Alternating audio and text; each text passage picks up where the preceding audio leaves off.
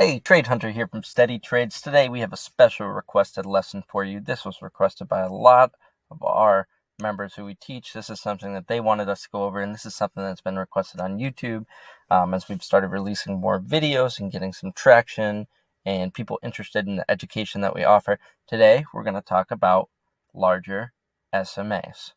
All right, we're going to talk about how they act as support and resistance in certain time frames. So let's just jump right into it. All right, so what SMAs are we focusing on? The 50, the 100, the 200.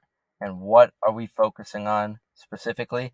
Larger time frames. So we're going to see how the 50 SMA, the 100 SMA, the 200 SMA all act on larger time frames. They typically act as bigger intraday targets or bigger overall targets depending on what time frame you're at. So let's just jump right into a couple examples. We'll start small and we'll work our way up. So here is example number 1. We're looking at the 1 hour time frame here on ES. I have only 3 SMAs on right now, the 50, the 100, and the 200. The 50 is in red, the 100 is in orange, and the 200 is in white. One of the most important trading techniques is 200 SMA support or resistance. And we see a perfect example of this on a smaller time frame like a 1 hour. It's bigger than a day trading time frame like a 5-minute or a 1-minute or even a 15-minute. This is the hourly chart. But we can see how this will give us larger intraday targets. Right here on Friday, August 26th, we came up into this 200 SMA on the 1 hour and completely rejected it, right? Wicked into it and rejected the whole day. Now, this was a Fed day, but this shows you how technical analysis can line up with fundamental analysis. Here, we had a 200 SMA rejection on the hourly at the same time that we had fundamental analysis that caused a sell-off. Example 2, we're looking at the daily time frame, so we're stepping it up a little bit. We could look at the 2 hour, we could look at the 4 hour, but let's just jump right into the daily and show you what people are looking at in terms of long-term targets. I use the daily, sometimes the weekly, which will be our next example, for longer-term targets on both the 100 SMA and the 200 SMA. So when we went down to the 52-week lows at 3,600 on ES in June here, this is right in June, we bounced up pretty hard. Now, there was a couple long-term targets. Of course, we look at the 50 SMA, but I got through that pretty easily.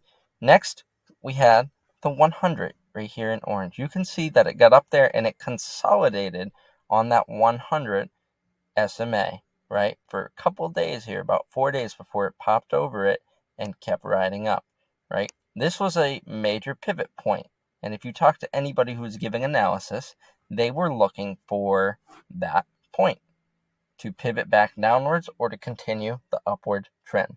It did continue the upward trend, but where it rejected was the next larger SMA, the 200.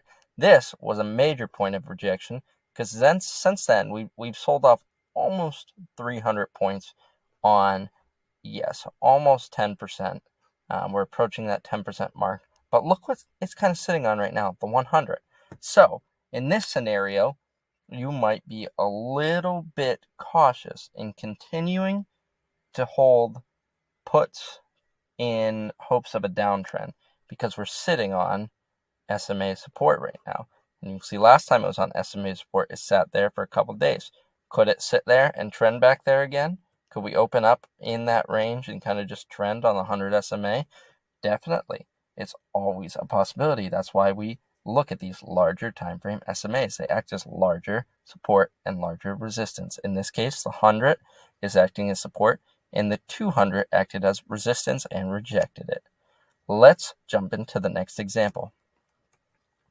The next example is the weekly, one of the larger time frames that we even look at, right? I tend not to look past the weekly because the monthly is so large. There's often not much we can get from it in terms of SMA support because there's so little data behind it. 100 SMAs is 100 months, right? There's a lot of data there, but it's so volatile market-wise that it may not add up to what you need.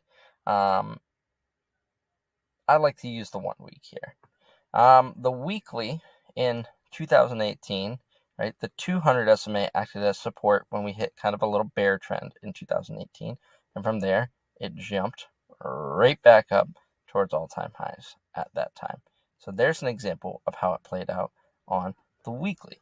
Now, how did it play out with COVID? Well, one of the things people kind of looked at was how the SMAs held up these large bull runs here.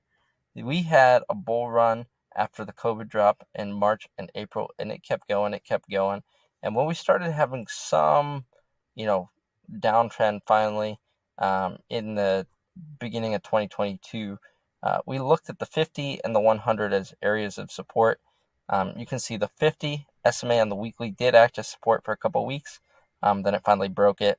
Looked like it wanted to get back over it and broke it for good, right? So it took a couple months really of, consolidating in and around that 50 SMA to actually break below it. Then we hit the 100. And again, it took about 5 weeks where it was consolidating on it.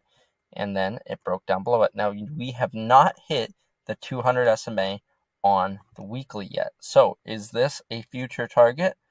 Something to keep in mind. If we trend back below the 50 and the 100, like we are now, we're below the 50 and we're looking like we're trying to get below the 100 SMA on the weekly time frame, we could definitely head towards the 200 SMA.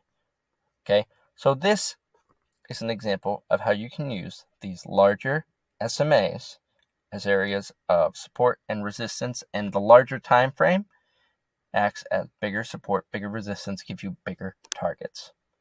So thank you guys. I hope that helps explain it a little bit. If you have any questions, please reach out to us anytime at Steady Trades. Please like, comment, subscribe, and happy trading.